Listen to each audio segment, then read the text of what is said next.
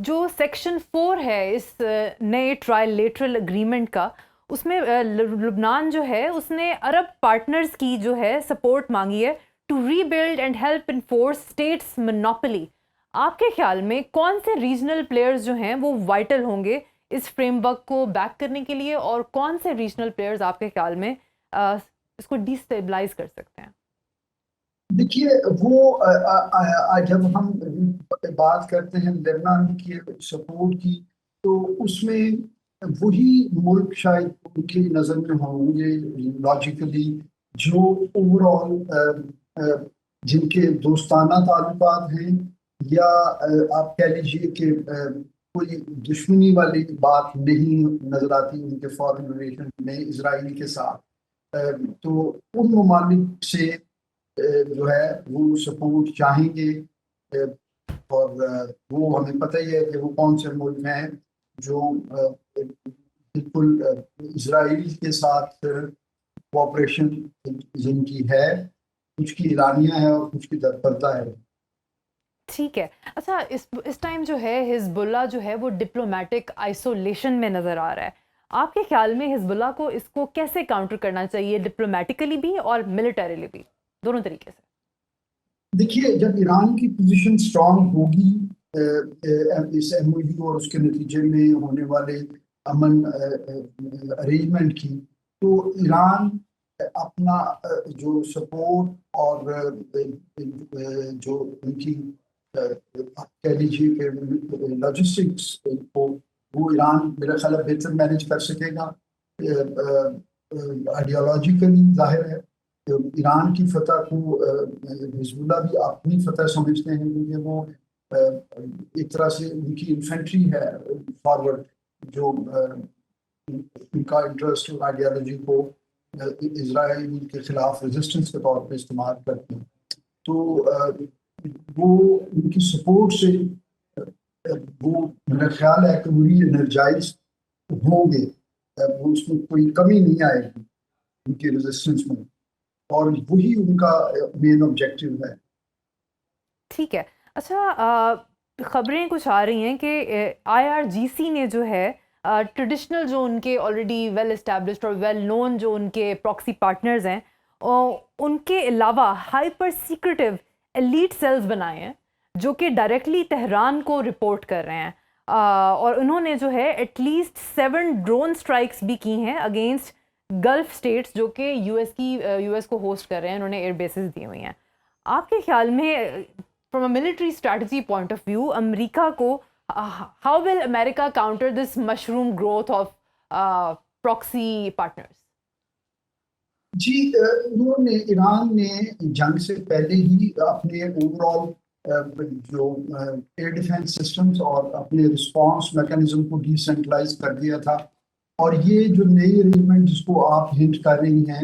یہ غالباً ان گیپس کو فل کرنے کے لیے جو کمانڈ اینڈ کنٹرول میں یا سوئفٹ رسپانس میں جو ان کو چیلنجز نظر آئے ہوں گے، اس کو کور کرنے کے لیے انہوں نے یہ ایک اسمارٹ سولوشن انہوں نے ڈیوائس کیے ہیں. تو یقیناً امریکہ کے لیے کوئی کنسرن نہیں ہونا چاہیے. اچھا، آپ کے خیال میں جو ہے دا مین کوشچن از کہ 5 years فرام ناؤ یہ جو ابھی یہ ایک پاز ہے، اس کو جو ہے کس طرح سے ویو کریں گے؟ ڈو یو تھنک کہ یہ جسٹ ایک جسے کہتے ہیں نا کام بفور دا اسٹارم ہے، اور ڈو یو ریئلی تھنک کہ this is like an end to all the military activities in the region? نہیں، یہ ڈیفینیٹلی پروگریس کرے گا. اس کا سکسیس ریٹ کیا ہے،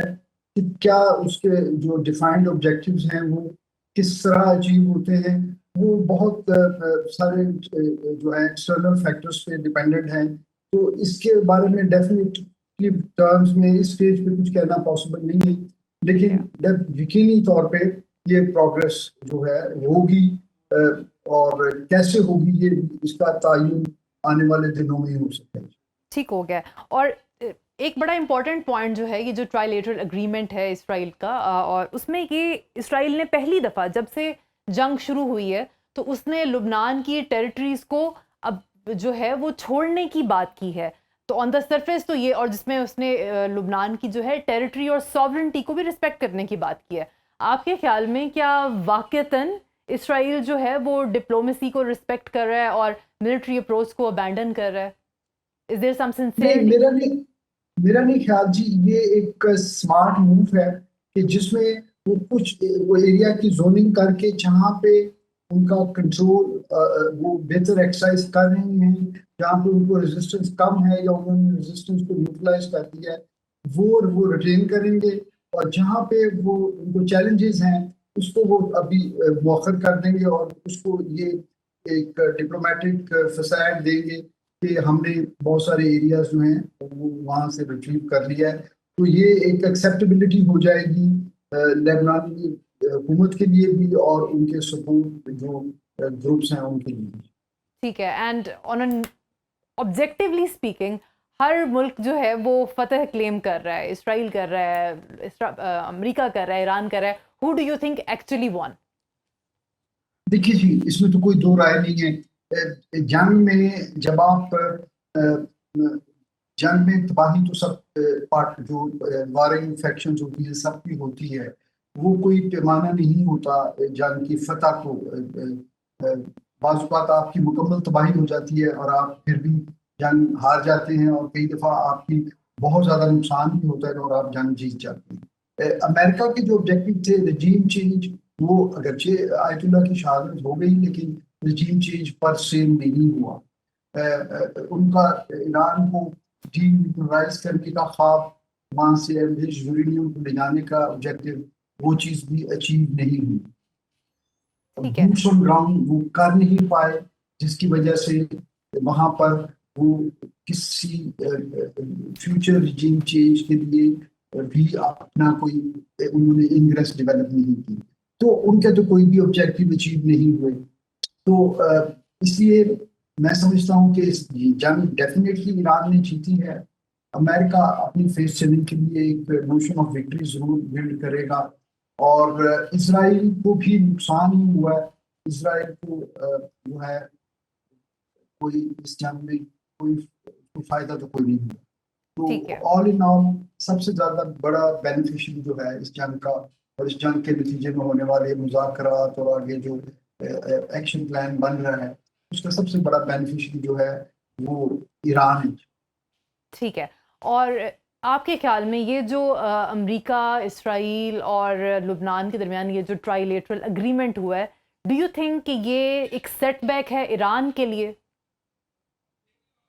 میرا نہیں خیال جی ایران کے لیے یہ کوئی ایسی ان یوزول بات نہیں ہے، وہ پہلے بھی یہ پتہ ہی ہے کہ وہ جو موجودہ گورنمنٹ ہے لیبنان کی وہ حزب اللہ کے بارے میں ان کا رویہ بڑا معاندانہ ہے، وہ ان کے لیے وہ ان کو بالکل اسرائیل کے پرسپیکٹو جو ان کے لینس سے ہی دیکھتے ہیں، تو ایران تو پہلے ہی ان چیلنجز کو جو ہے وہ سرکمنیگیٹ کر رہا ہے، تو بہت زیادہ اس کی سمبولک ویلیو تو ہو سکتی ہے لیکن پریکٹیکلی اس کا تو بہت زیادہ ایران کو ڈس ایڈوانٹیج نہیں ہوگا، نہ ہی حزب اللہ